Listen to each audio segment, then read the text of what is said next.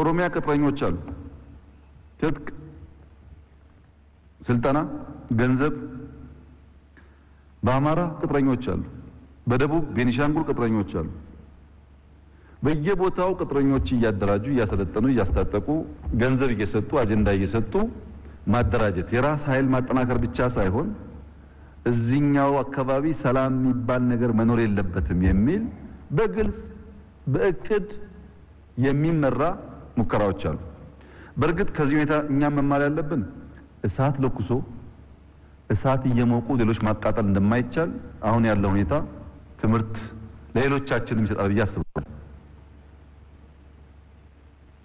በተደጋጋሚ እንዳነሳሁት ኦሮሚያ ውስጥ ያለ አማራ፣ ኦሮሚያ ውስጥ ያለ ሌላ ብሔር 20 ዓመት 30 ዓመት 40 ዓመት 50 ዓመት አብሮ ኖሮ ተዋልዶ ሲያበቃ አሁን ምንም ተጨባጭ አዲስ ነገር ሳይፈጠር ሰው ይገደላል፣ ይፈናቀላል።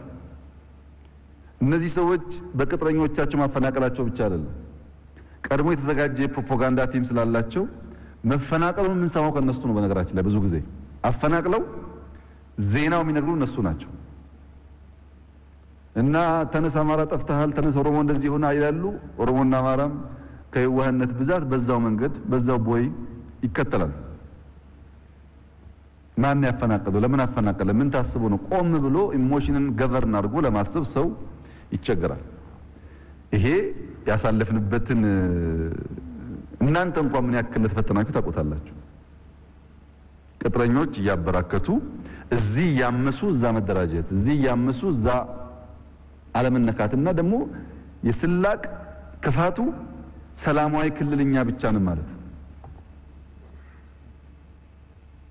እና እኛ አንዴ ተፈናቀለ እሱን ስንጠግን፣ አንዴ ተጋጨ እሱን ስንጠግን፣ ሌላ ስራ ደግሞ እዛ መስራት ነበረ።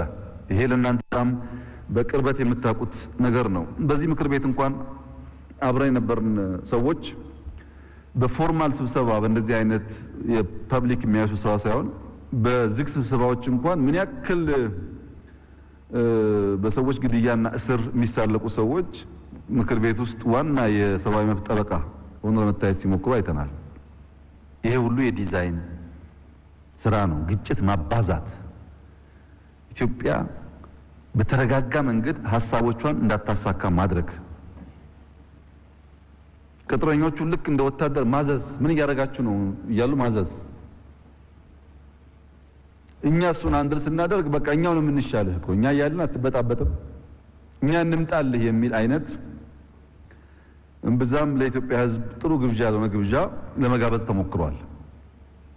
ሁለተኛው ፈታኙ ነገር ተቋም እየገነባ ተቋም ማፍረስ ብቻ ሳይሆን ቅጥረኞች እያበራከት ግጭትና መፈናቀል ማብዛት፣ በኢትዮጵያ መካከል መተማመንን መቀነስ ተሞክሯል። ሶስተኛውና አደገኛው ነገር የትግራይ ሕዝብ በጣም ብዙ ችግር አለበት። እንደምታውቁት በስልጣን ላይ ባሉበት ዘመንም የሰሯቸው ስራዎች የትግራይን ሕዝብ ከደህንነት ሊያወጣ የሚችል የትግራይን ሕዝብ ከመታገዝ የሚያወጣ አልነበረም። ነገር ግን እነሱ ያንን ትተው ለጦርነት ሕዝቡን ይቀሰቅሱ ነበር። በግራ በቀኝ ጦርነት ይነሳባል ብሎ መቀስቀስ ሰፊ ስራ ሰርተዋል። ይሄ ሁሉ እንደተጠበቀ ሆኖ የከፋው ነገር ግን ሰሜን ዕዝ ላይ ጥቃት መፈጸሙ። ሰሜን ዕዝ ማለት ምን ማለት ነው? ወታደር እኮ አለን። ሰሜን ዕዝ ማለት እኮ ለትግራይ ሕዝብ ጋሻ መከታ ሆኖ 20 ዓመት የጠበቀው ማለት ነው። እኔ 3-4 ዓመት ልጅነቴን ትምህርቴን ጥዬ የኖርኩበት ለመጠበቅ ማለት ነው። በጣም ትንሽ ልጅ የወንድሜ ልጅ በጣም ትንሽ ልጅ የሞተበት ማለት ነው። ብዙዎች ውስጥ የገበርንበት ማለት ነው። ያ ሰራዊት ለሰራው ውለታ እንኳን ሲባል ቢያንስ ጡት ከመቁረጥ መሄድ አልነበረባቸውም። የአርሶ አደር ማሳ ምን እንደሚያደርግ፣ ትምህርት ቤት ጤና ጣቢያ ምን እንደሚያደርግ ታውቃላችሁ እናንተ። ደግሞ የደሃ ልጅ ነው። ምንም የተለየ ክላስ የወለደው አይደለም። በእነሱ ዘመን አብሮ የነበረ ነው እና መከላከያውን ለማዋረድ ዝም ብሎ መሳሪያ መቀማት ብቻ ሳይሆን ለማዋረድ የተሄደበት ርቀት በጣም አስደንጋጭ ሰቅጣጭ ነው። ማጥቃት ሲባል ዝም ብሎ ውጊያ ብቻ አድርገን አናስበው። ሰምታችኋል። ብዙዎች በእግራቸው እንዲሄዱ፣ ብዙዎች በታንክ እንዲደፈጠጡ፣ ብዙዎች አሳዛኝ በሆነ መንገድ ህይወታቸውን እንዲያጡ፣ ክብራቸውን እንዲያጡ፣ ስብናቸውን እንዲያጡ አድርገዋል። በዛም የተወሰነ አልነበረም። ሰሜን ዕዝን አጥቅቶ መቀመጥ አይደለም፣ ሰሜን ዕዝን አጥቅቶ ማስፋት ነው። ጎንደርን መያዝ ምናምን መያዝ ማስፋት ነው ፍላጎቱ። እና እነዚህ ግልጽ አደጋዎች፣ አራቱ አደጋዎች የፌደራል መንግስት ሳይፈልግ በግድ ሀገሩን እንዲከላከል፣ ሳይፈልግ በግድ የተቀማውን የሀገር ሀብት ትጥቅ እንዲያስመልስ ተገዶ ወደ ግጭት ገብቷል። ያው ግጭቱ ፎርማል በነበረበት ጊዜ እንደምታውቁት ነው፣ አጠር ያለ ጊዜ የወሰደ ነው። ይህ ችግር የገለጽኩት ያልገለጽኳቸውም ችግሮች በጣም በርካታ ናቸው። ለመፍታት በብዙ ሽምግልና ለምነናል። ሽማግሌዎች፣ ሃይማኖት አባቶች፣ ፖለቲከኞች፣ የዛን አካባቢ ባለሀብቶች ለማነጋገር ስከኑ፣ ረጋ በሉ፣ ጦርነት ከተፈጠረ ይበልጥ ትግራይን ይጎዳል፣ ጦርነት ለኩሶ በሰላም መኖር አይቻልም፣ እንኳን ኢትዮጵያ ውስጥ ሌላ አፍሪካ ሀገር ግጭት ፈጥረን እኛ ኢትዮጵያ በሰላም ልኖር አንችልም፣ እንኳን ሌላ ሀገር የመን የተፈጠረው ግጭት፣ ሲሪያ የተፈጠረው ግጭት ለኛም ተርፎ ስደተኞች አመጥቶብናል፣ አይጠቅምም፣ ሀገር ያፈርሳል። አሁን የሚጮኸው ሁሉ ሀገር ሲፈርስ ምንም አያደርግም፣ ምክንያቱም ብዙ ሀገራት ፈርሰው አይተናል። የሚቸገረው የሀገሬው ዜጋ ነው። ይቅር ብዙ ተለምኗል እና ከልመናውን ብዛት ያው ታውቃላችሁ የነበረውን የእብሪት ልክ አንቻልም፣ አንደፈርም፣ አንነካም አይነት በጣም የተጋነኑ በትክክል ራስን ካለመመዘን የሚመጡ በሽታዎች በስፋት ነበሩ። ይሄ ሲሆን የመጀመሪያ መንግስት ስራ ጦርነቱን እዛው ማቀብ ነው። ሌላ ቦታ ሄዶ በሀገር ደረጃ መናጋት እንዳያመጣ እዛው ማቀብ ለማድረግ ተሞክሯል። የተሳካ ስራ ተሰርቷል ከሱ አንፃር። ሁለተኛው ልክ ውጊያው ሲከፈት ከሌሎች ሀገራትም በሀገር ውስጥ ያሉ ቅጥረኞችም በአንድ ጊዜ ተነስተው ለማመስ ነበር አላማው። እዛ ብቻ አይደለም፣ በየቦታውም እንዲቀጥል ነው ፍላጎቱ።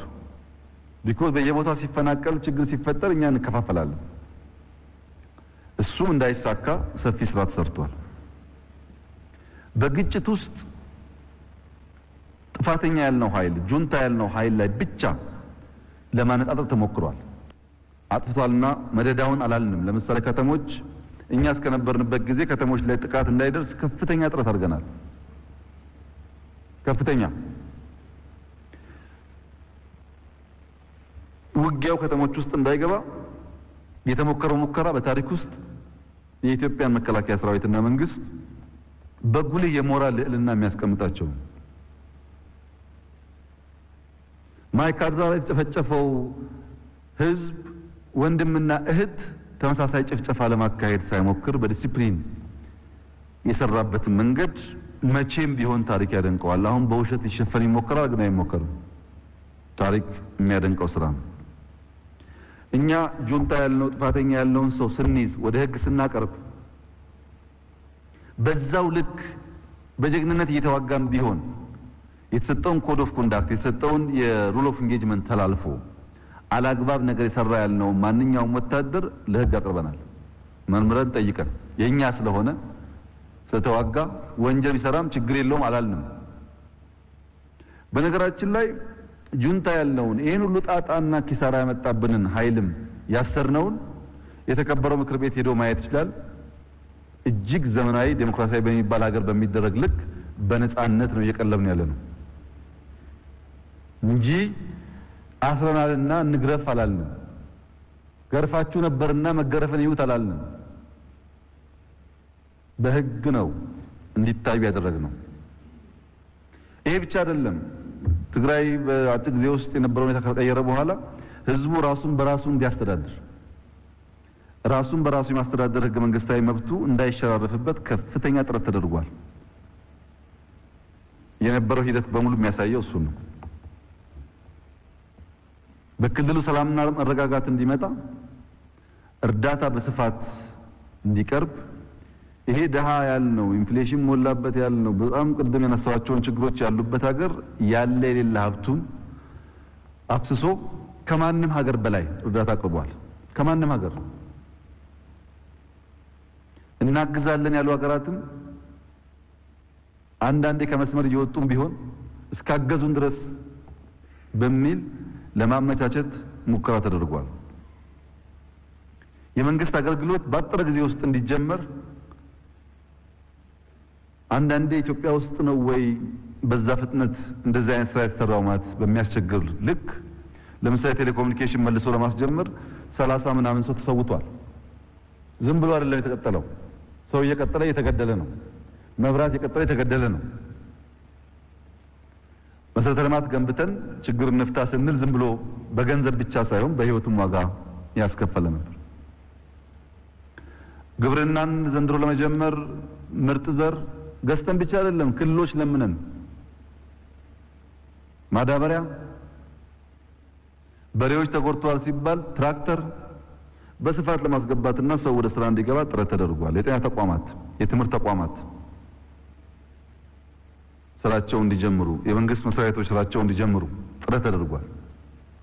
ኦፕሬሽን ከጨረስን በኋላ እነዚህን ገንብተን መውጣት ብቻውን በቂ ስላልሆነ የተፈጠረውን አዲስ አድሚኒስትሬሽን አሰልጥነን ሪሶርስ ተጨማሪ ሰጥተን ፖሊስ ያስፈልገኛል ሲል ፌደራል ካለው መከላከያ ካለው ሰብስበን ፖሊስ አሰልጥነን በየዞን ወረዳ መድበናል። ራሳቸውን ችለው ራሳቸው በሰላማዊ መንገድ እንዲያስተዳድሩ። ይህን ለማድረግ ባለፉት ወራት የኢትዮጵያ መንግስት፣ የኢትዮጵያ ህዝብ እና ክልሎች ከ100 ቢሊዮን ብር በላይ አፍስሰዋል። እንግዲህ የ100 ቢሊዮን ብር ሌላ ነገር ላይ ብናውለው ብዙ ችግር ሊቀርፍ ይችላል።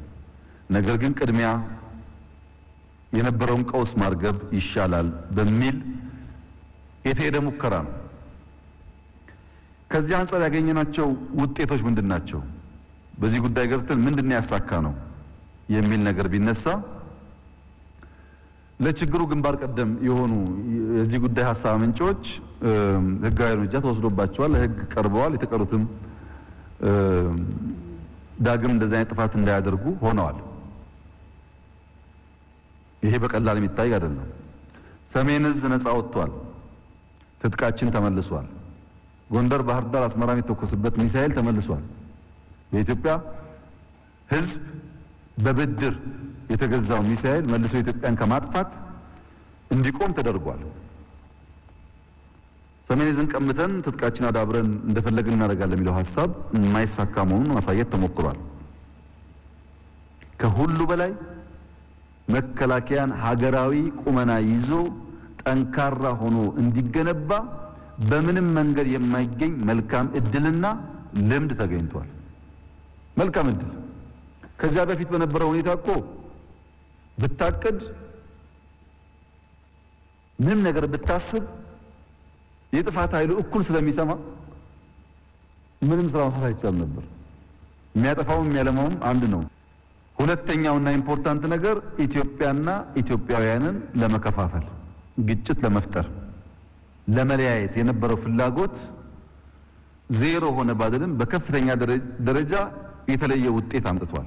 ኢትዮጵያውያን ከምን ጊዜም በላይ የሚደማመጡ፣ የሚተጋገዙ፣ የሚከባበሩ ሆነዋል። ይህን በተግባር አይተነዋል። ይህም ማጠናከር ያስፈልጋል። ግን ለመለያየት የነበረው መሻትና ፍላጎት እምብዛም የተሳካ እንዳይሆን አድርጓል።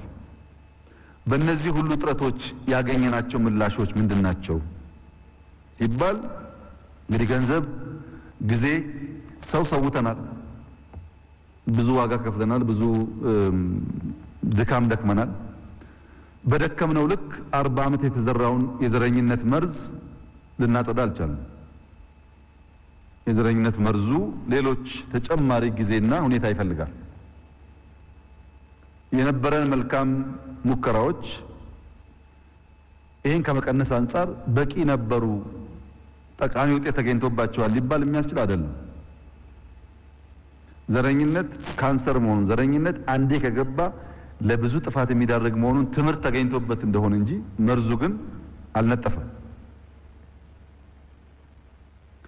ሁለተኛው በዝግጅት የተሰራ ቢሆንም በውሸት ፕሮፓጋንዳ የተካኑ ሰዎች በአገር ውስጥና በውጭ የኢትዮጵያ በተዘረፈ ሀብት ብዙ ሚዲያዎች በመግዛት የነበረው ቅስቀሳም ቀላል አይደለም። በእርግጥ መላ ኢትዮጵያ መገንዘብ ያለበት በፕሮፓጋንዳ ዘመቻው ይሄ ጥፋት ኃይል ብቻውን አይደለም የሰራው የሱን ሐሳብ የሚደግፉና ከጀርባው ያሉ የላኩት ኃይሎችም በስፋት ተሳትፈውበታል። ገንዘባቸውን አባክነዋል፣ በብዙ አጽፈዋል፣ በብዙ አስነግረዋል። የሀገር መከላከያ ሚኒስቴር የከፈለው በመልከ ብዙ ዘርፈ ብዙ መስዋዕትነት ባጎረስኩ ተነከስኩ ሆኗል መልሱ።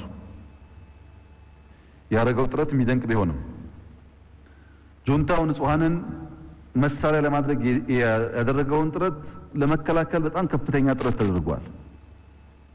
እንግዲህ የጁንታው አንዱ ስልት እሱ ሲገል ጀግና ሰራዊት ነው፣ እሱ ሲሞት ደግሞ ሲቪል ነው። ዩኒፎርሙን አውልቆ ተመሳስቶ ስለሆነ ቀጣዩን ስራ እየሰራ የነበረው በዚህ በኩል ያለው ኃይል ሲቪል ጋር ልጋጭም እያለ እንዲተው እሱ ግን ደግሞ በጣም አስከፊና አስቀያሚ የሆኑ ነገሮች ማድረግ እንዲችል እድል ለመፍጠር ተሞክሯል። መከላከያው እየተነካካ ኦቨር ሪአክት እንዲያደርግም በጣም ጥረት ተደርጓል። የታጠቀ ኃይል ነው። በህልውናው ሲመጣበት እና ሲነካካ የከፋ እርምጃ ሊወስድ ይችላል። ያ ሙከራ ተደርጓል።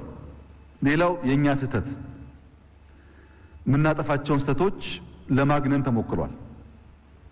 በአንድ ኦፕሬሽን ውስጥ ሊያጋጥም የሚችል ችግር ነው የሚል እሳቤ ሳይሆን ለማግነን ተሞክሯል። ይሄው ሰራዊት ከኤርትራ ጋር በነበረው ውጊያ፣ ይሄ ሰራዊት ከሶማሌ ጋር በነበረው ውጊያ የሚፈጥራቸው ስህተቶች አንዳንዴም ከዛ ያነሰ ስህተት ሁሉ ተጋኖ እንዲታይ ተሞክሯል።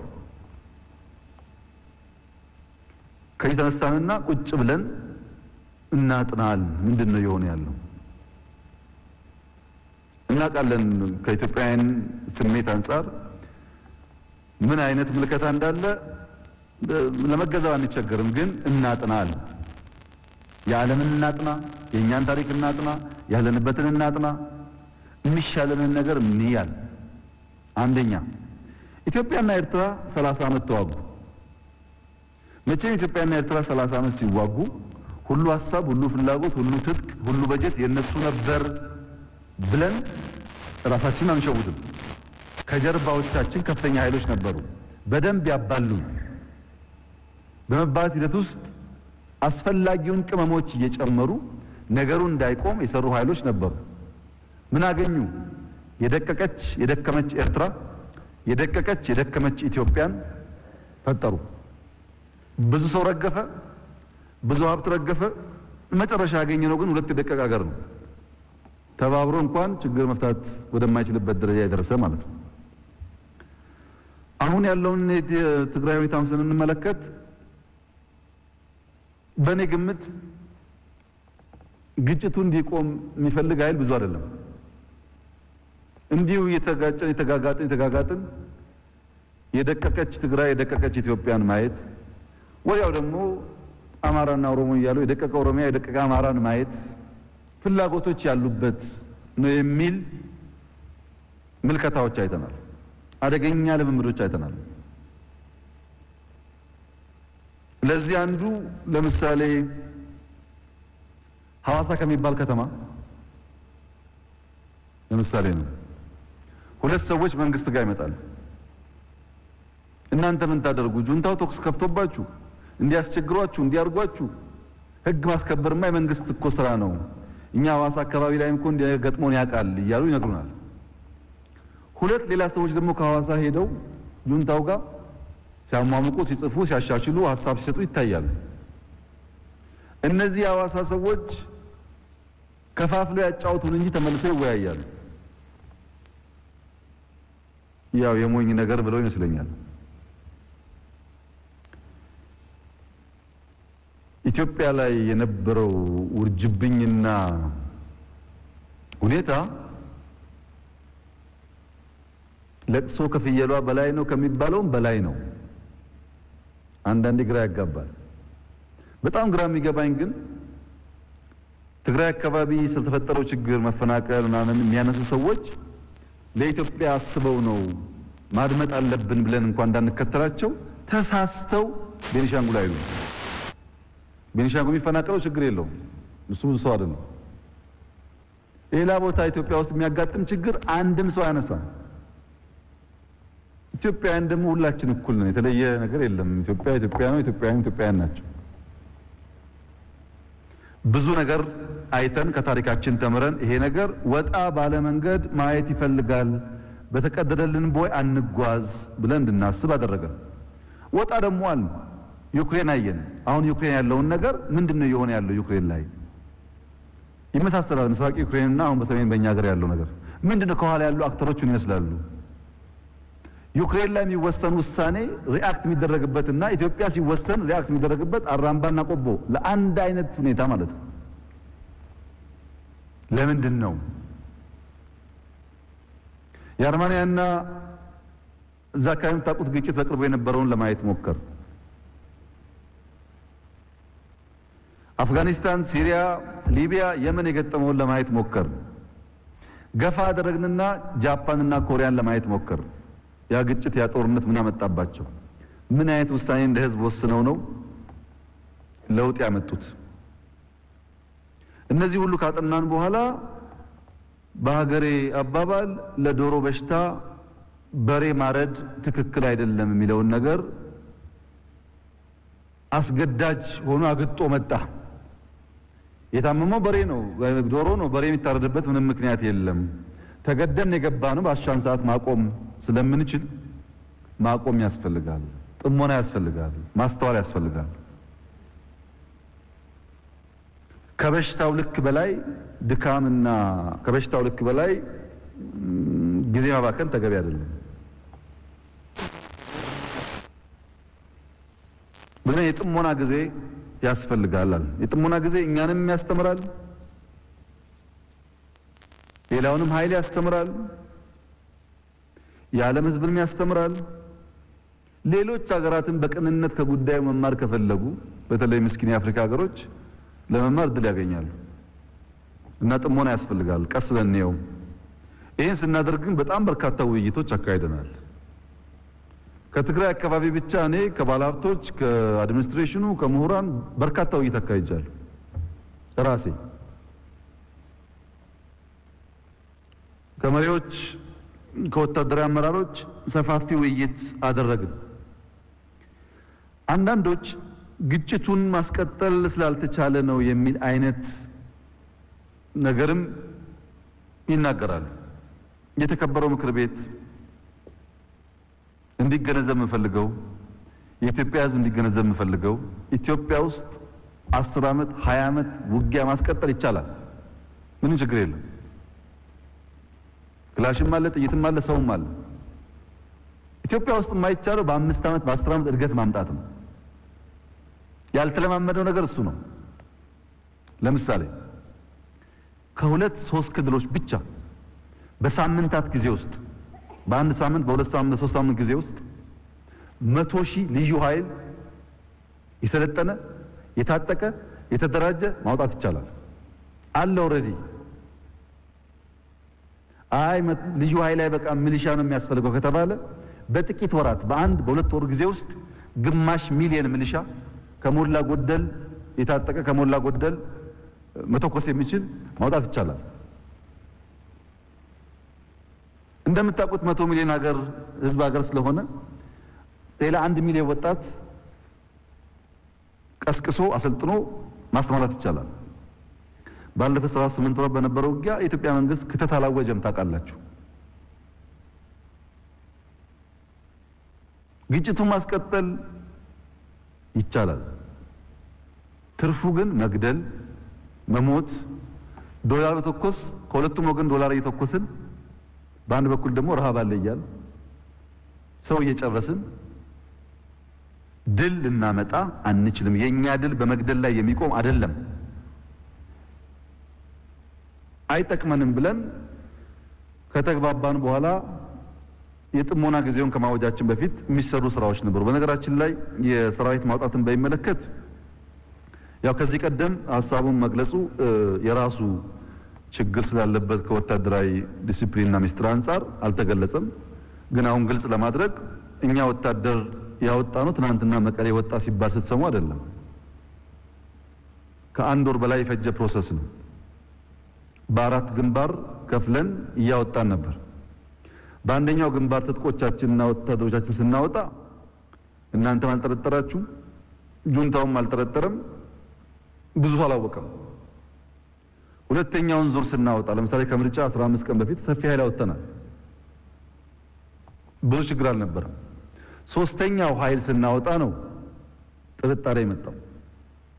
በርከት ያለ ኮምቦይ በርከት ያለ ኃይል ታጥቆ ተጭኖ ከመሃል አካባቢ ተንቤን አካባቢ ያለው ጋር ሲወጣ በዚህ ጊዜ ሰፋ ያለ ህዝብ በማሰማራት ትጥቅ እየወጣ ነው፣ ሰራዊቱ እየወጣብን ነው በሚል እና በሌላም ምክንያት በየቦታው መንገድ መዝጋት በየቦታው በጣም ሰፊ ስለሆነ ተጓዡ ኃይል አሁን እንደምነግራችሁ አይደለም።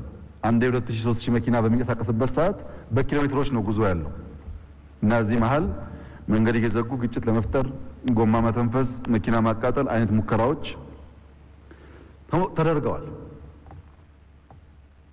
ተደርገዋል። ግን ከዛ ፊት የተሰራናቸው ስራዎች ብዙ አልታወቁም፣ ወይም በኋላ ሶስተኛው ተጠርጥሮ ሊሆን ይችላል። ሶስተኛው ኃይል ከመሃል አካባቢ ከተለያየ ሰፈር ተበትኖ የነበረው ተሰብስቦ ሲወጣ እንደዛ አይነት ጥቃት ለማድረስ ተሞክሯል። አራተኛው ከመቀሌ ያወጣ ነው ኃይል መቀሌ አካባቢ ጠንከር ያለ ኃይል በብዙ በሺህ የሚቆጠሩ መኪናዎች አሰልፎ የወጣ ኃይል አመቺ ቦታ ላይ ስለነበረ ጥቃት ያልደረሰበት ብቻ ሳይሆን መቀሌን በኃይል ተይዟል ወይ ለምትሉ ሰዎች ከመቀሌ መከላከያ ወጥቶ ቢያንስ ለሁለት ቀን ጁንታው አልገባም። ቢያንስ እዛ አካባቢ የነበረ ዝራዥ ደንሶ ሊሆን ይችላል። ግን ኃይሉ የገባው አርሚው እንደወጣ አይደለም። ቢሆን ኖሮማ ያ ሁሉ ሺህ መኪና ሲከተለተል እንዴት ዝም ተብሎ ይለቀቃል? ይሞከር ነበር የተወሰነ ነገር እና እውነታው እሱ አይደለም። እውነታው ጥሞና ያስፈልገናል። አርሶ አደሩ ማረስ የሚፈልግበት ጊዜ ስለሆነ በእኛ ምክንያት አላረሰም አይባል፣ በእኛ ምክንያት ሰብአዊ መብት አይባል። እኛ እየሞከርን ያለው ለመገንባት ነው። ይሄን ደግሞ ስናደርግ አድሚኒስትሬሽን አሰልጥነን አስተማርተን ፖሊስ አሰልጥነን አስታጥቀን አገርን ጠብቅ ብለን ከሞላ ጎደል መንግስት የሚመስል ነገር ፈጥረናል። አርሚ የከተማ ፖሊስ አይደለም።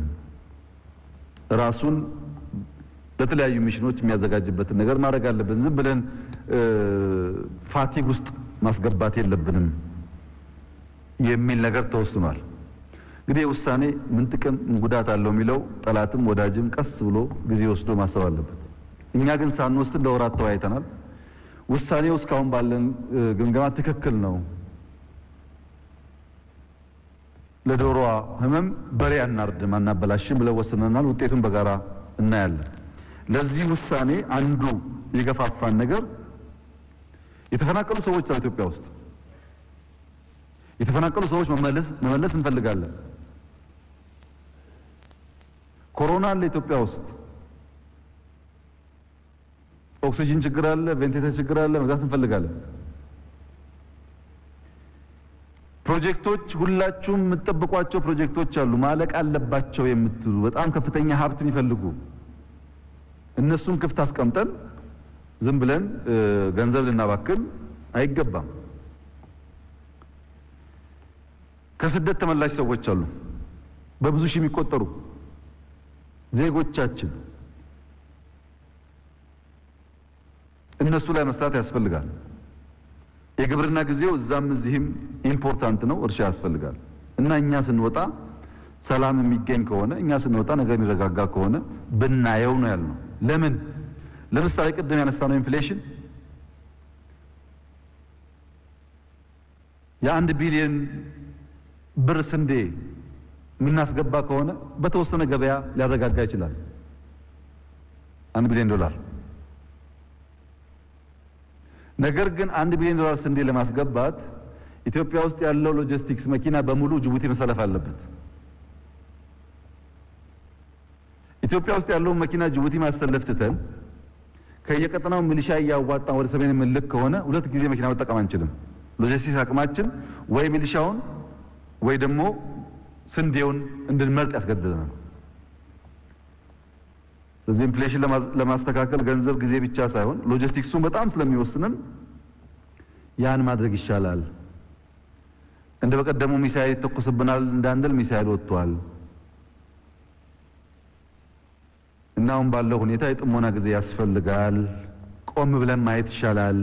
ህዝቡም ይኸው ብለን የወሰንነው እንግዲህ እኛ ከወጣን በኋላ ብዙ ዜና ይሰማል፣ ዜናዎች ይሰማሉ።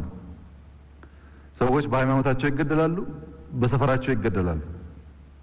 መቼም የኢትዮጵያ መንግስት ተብሎ እንደማይሳበብ ተስፋ አድርጋለሁ። ስንኖርበትም እኛ ተብለን ስንወጣም እኛ የምንባል ከሆነ ደግሞ ትንሽ ፌር አይሆንም። እኛ ያኔም እያልን ያለነው ህዝቡን እንዲያገለግሉ የተመደቡ ሰዎች ባላግባብ በከተማ ውስጥ ባሉ ኤጀንቶች እየተገደሉ ነው፣ እየታፈኑ ነው ስንል ማንም ሰው በዛ ደረጃ ሊያራግብልን አይፈልግም። በጣም የሚያስደንቀኝ ነገር ግን እና እናንተም እንድትገነዘቡ የምፈልገው ባለፉት ጊዜዎች በጣም ብዙ ስራዎች ተሰርተዋል። እዛ አካባቢ ምንም አይነት የሚዲያ ጩኸት አላየንም። ሰሞኑን እንግዲህ ሁለት ቀን ዓለም አቀፍ ሚዲያው ያስተጋባ ያለበት መንገድ በጣም ያስገርማል። ኢትዮጵያውያን መንቃት እንዳለብን ያመለክታል።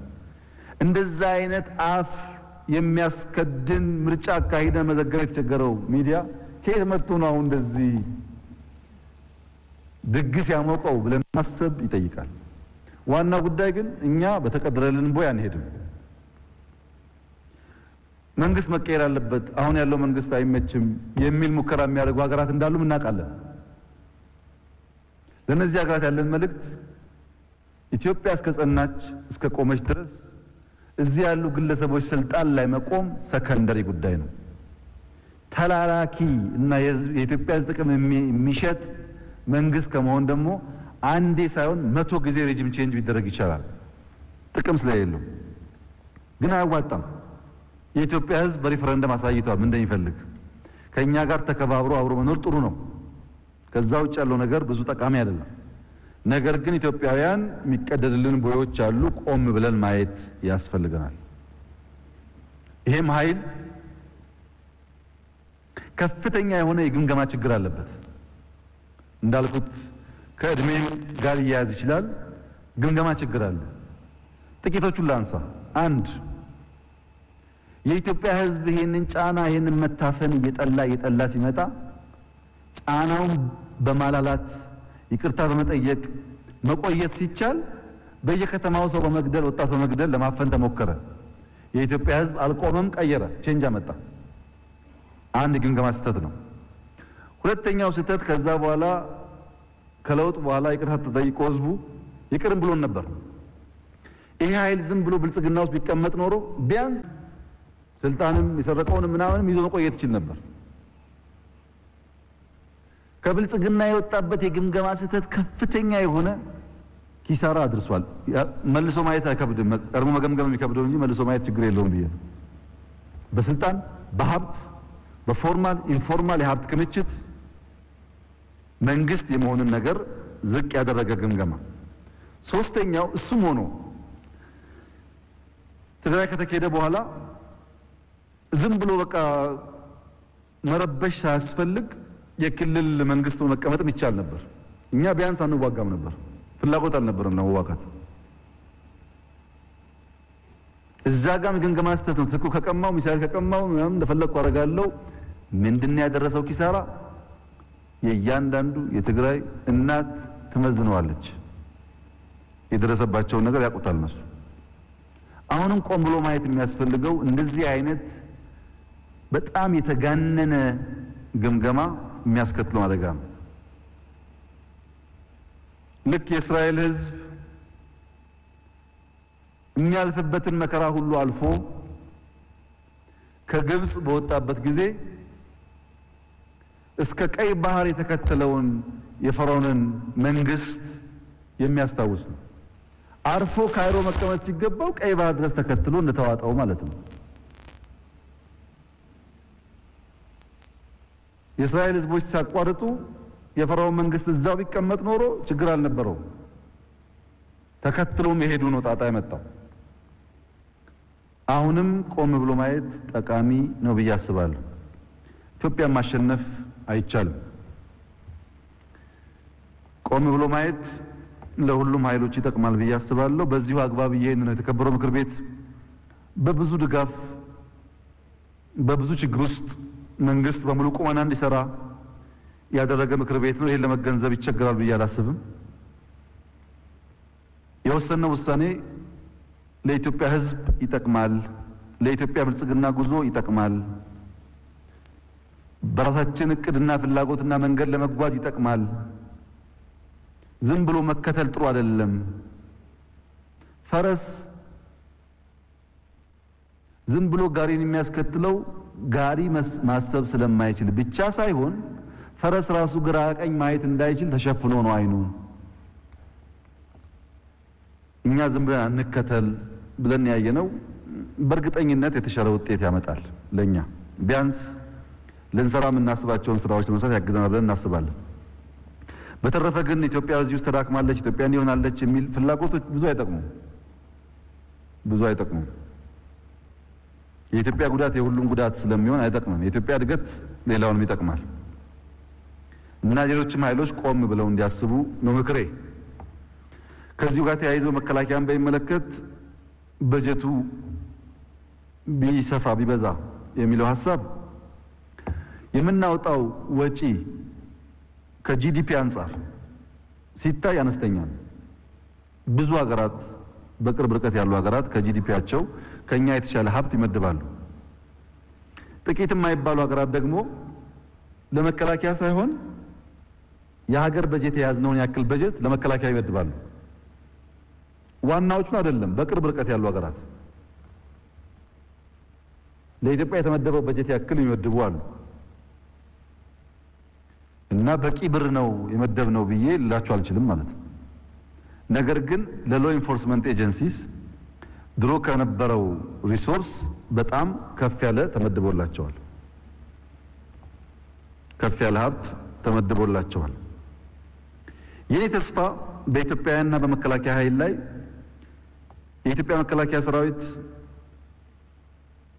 F22 የታጠቀ የኢንፎርሜሽን ዋርፌር ከምድር ብቻ ሳይሆን ከሰማይ ማወቅ የሚችል በራዳር በጂፒኤስ የሚዋጋ አየር ባየር ከአየር ወደ ምድር የሚዋጋ ወይም ሱ35 የታጠቀ ወይ ደግሞ ራፋኤል የታጠቀ የዘመኑን ቴክኖሎጂ የያዘ ሚሳኤሎች የታጠቀ ኒውክሌር ቦምብ ያለው ማንንም ቢመጣ የሚመልስ ብዬ ልመጻደቅ አልችልም። ውስንነት አለበት። ነገር ግን በእርግጠኝነት መናገር የምችለው ነገር አለ። የኢትዮጵያ ወታደር ያለው ልብ ማንም የለውም። ይሄን ስላየሁት በደንብ እናገራለሁ። በቀን 25 30 35 40 ኪሎ ሜትር በእግሩ እየተጓዘ በእግሩ ታውቃላችሁ መቼም የኢትዮጵያ መከላከያ ሰራዊት አይከፈለውም። ጀግና ነው። ተራራን ይወጣል ይወርዳል፣ በዝናብ በፀሐይ ይጓዛል፣ ለሀገሩ ክብር ይሞታል። ለሀገሩ ክብር የሚሞት አስደማሚ ሴትና ወንድ ያሉት ሀገር ነው። ከማንም ጋር በሰላም ብንኖርም የኛ ዘመናዊ ትጥቅ ግን ልባችን ነው። ይሄ የማይታበል በተግባር የታየ ወደፊትም የሚታይ በታሪካችን የታየ ነገር ነው። አዲስ ነገር አይደለም እና በትጥቅ አይደለም ውጊያ። በትጥቅ ቢሆንማ በ3 ሳምንት እኮ ጁንታውን መበተን እኮ አይቻልም። እነሱም እንደሚሉት ትጥቁ እነሱ ጋር ነበር እና መከላከያ ብዙ ሀብት የለውም፣ ብዙ ልብ አለው፣ ብዙ ህልም አለው፣ አገሩን ይወዳል። እሱን የሚያጠናክርበት ስራዎች የተሰሩ ነው። ደግሞ ህዝቡም እናንተን ጨምሮ መከላከያ ማለት ሀገር ማለት እንደሆነ ገብቶት በሞራል የሚደግፈው ህዝብ አላያችሁም እንደ ሰሞኑን እኮ እንቅስቃሴ ሲያደርግ በሄደበት ሁሉ በየመንገዱ የሚቀልበው ህዝብ ነው ያለው። የህዝቡ ፍቅርና ሞራል ይጠብቀዋል። አሁንም በሞራል አሁንም በሰው ኃይል በትጥቅ በስንቅ በአመለካከት ልናጠናክረው ይገባል። ጥያቄ የለውም። ይሄ ማጠናከር አለብን። በርካታ ወጣቶች ኢትዮጵያን መታደግ የሚቻለው ጠንካራ ሰራዊት ስንገነባ መሆን አውቀው አዋጅ ሳይጠብቁ በከፍተኛ ቁጥር መቀላቀል አለባቸው። የኛ መከላከያ ደግነቱ ስራ ከሌለው ማረስም ስለሚችል ማረምም ስለሚችል ኪሳራ አይደለም። ይሄ ሁሉ እንደተጠበቀ ሆኖ አሁን የበጀትነው በጀት የምንፈልገውን ስራ ያሰራናል የሚል ተስፋ አለ። ከዛ በላይ ዲማንድ የሚያደርግ ከሆነ ደግሞ መልሰን ለእናንተ ለማቅረብ የሚያስችል እድል አለ። እኛ መንገድ የምንሰራው ኢትዮጵያ ካለች ነው። ሌላ ግንባታ የምንገነባው ኢትዮጵያ ካለች ነው። ኢትዮጵያ ከሌለች ቅድሚያ የሚሰጠው ለዚህ ጉዳይ ሊሆን ይችላል። አሁን ባለው ሁኔታ ግን ሰላም እና ልማት ማስቀደም ስላስፈለገ በዚህ አግባብ ቀርቧል። ከእናንተ ጋር የምስማማው በቂ ገንዘብ አይደለም፣ ግን ደግሞ ቀላል ገንዘብ አይደለም። ገንዘቡና ልቡ ሲደመሩ ኢትዮጵያን በደንብ መከላከል ይችላሉ የሚል እምነት ነው በእኛ በኩል ያለው።